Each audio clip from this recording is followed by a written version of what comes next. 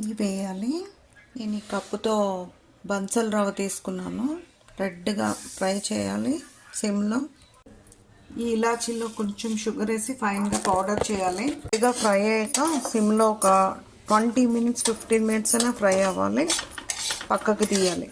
Cup రవ్వకి cup బెల్లం తీసుకున్నాను. 4 cups water వేయాలి. 1 2 3 4.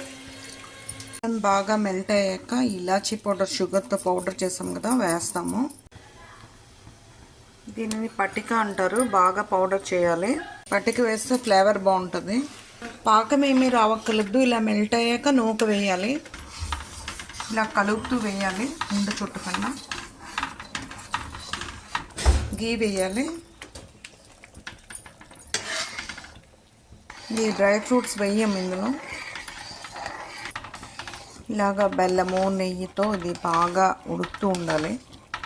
ఇంకొంచెం నెయ్యి వేయాలి. వేసాను. ఫ్రెండ్స్, రవ్వ కేసరి ట్రై చేయండి మీ ఇంట్లో. Thank you for watching.